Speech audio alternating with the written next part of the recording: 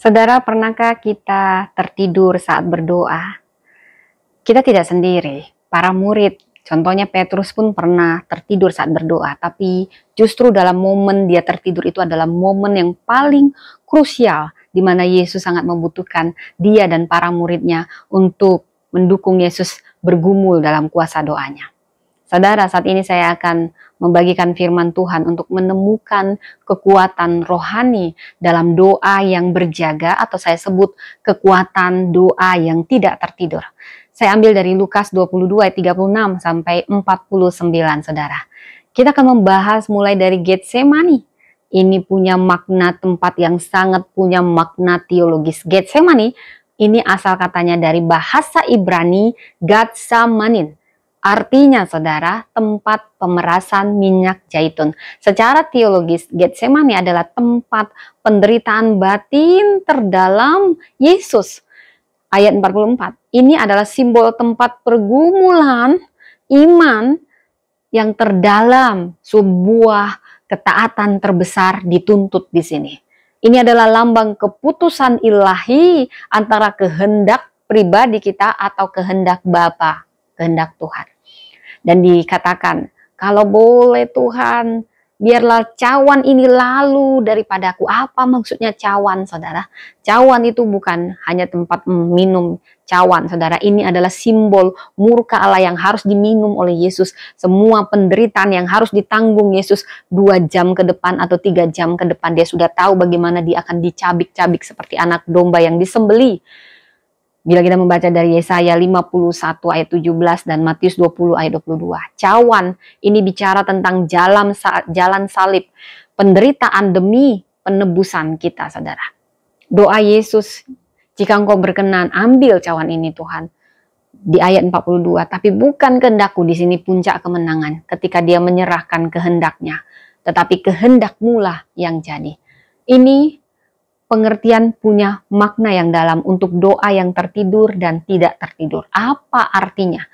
Doa yang tertidur itu adalah doa yang tidak punya kesadaran rohani, tidak punya kepekaan rohani. Dia lelah secara fisik dan juga secara emosional. Ayat 45, mata mereka berat karena duka.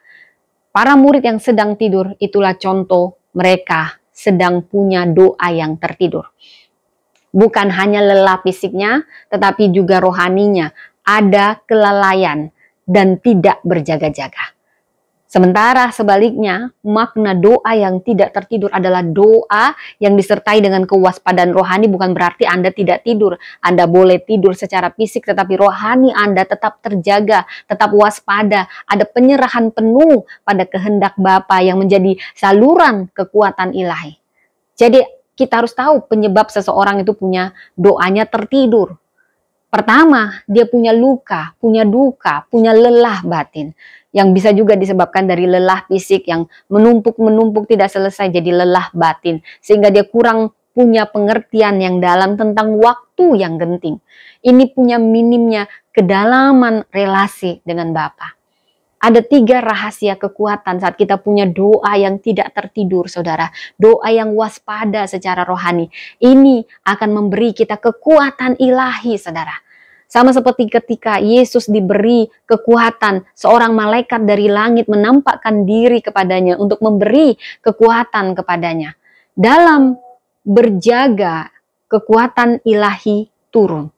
Ketika kita punya kewaspadaan rohani, ada kekuatan ilahi turun. Inilah rahasia besar dari doa yang tidak tertidur.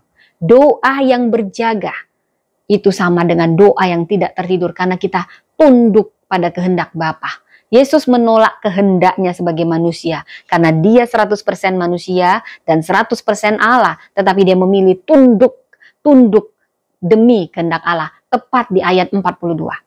Doa sejati tidak memaksa Tuhan, tetapi melembutkan hati kita. Doa yang berjaga ini mempersiapkan kita menghadapi krisis. Ketika Yudas datang, Yesus tidak panik karena dia tahu 2 jam lagi, 1 jam lagi. Bahkan dia tahu apa yang akan terjadi 5 menit lagi. dia sudah siap secara batin ketika dia sudah mematahkan keinginannya dalam keterjagaannya, kewaspadaannya. Sehingga dia menang lebih dulu, dia menang di Getsemani sebelum dia menang di kayu salib. Saudara, dari Lukas 22 ayat 49 sampai 51, Yesus tetap tenang. Bahkan dia menyembuhkan telinga hamba iman yang dipotong oleh Petrus. Artinya dengan kita berjaga, punya doa yang berjaga-jaga atau punya doa yang tidak tertidur, kita akan memiliki kesiapan menghadapi pengkhianatan, luka, dan konflik. Sama seperti sebelum kita masuk ujian, kita sudah punya persiapan matang untuk segala sesuatu yang terkait dengan ujian. Kita sudah menang lebih dulu sebelum masuk ujian, saudara. Dan ada 3 aplikasi yang bisa kita lakukan supaya kita memiliki doa yang tidak tertidur. Pertama, harus ada yang namanya disiplin. Kita bangun waktu doa pribadi yang berkualitas. Dari Markus 1 ayat 35, Yesus bangun pagi-pagi benar untuk berdoa. Ini punya penetapan waktu doa harian yang konsisten, saudara. Kemudian latih kepekaan rohani saat doa. Bagaimana melatihnya? Sebab itu janganlah tidur seperti orang lain, tetapi berjaga-jagalah. Bukan tidur secara fisik, tetapi rohani. Jadi jangan sekedar punya doa yang rutin, tetapi kita merasakan hadirat Tuhan, kesadaran akan kehadiran Tuhan. Dan yang ketiga, kita berdoa bersama komunitas untuk saling menguatkan, saudara ya. Kita berdoa, punya waktu doa pribadi yang khusus, punya kepekaan, dan kita punya komunitas untuk saling menguatkan.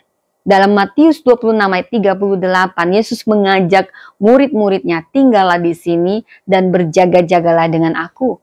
Miliki kelompok doa yang saling menopang dalam pergumulan, saudara.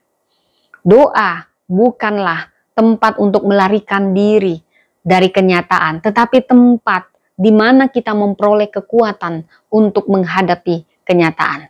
Saudara, kesimpulan dari semua ini, Getsemani mengajarkan kita bahwa kekuatan bukan datang dari penghindaran penderitaan, melainkan dari penundukan hati lewat doa. Yesus menunjukkan bahwa doa yang tidak tertidur adalah jalan menuju kekuatan ilahi, ketaatan sempurna, dan kesiapan menghadapi hidup. Mari kita bangun kehidupan doa yang bukan tertidur.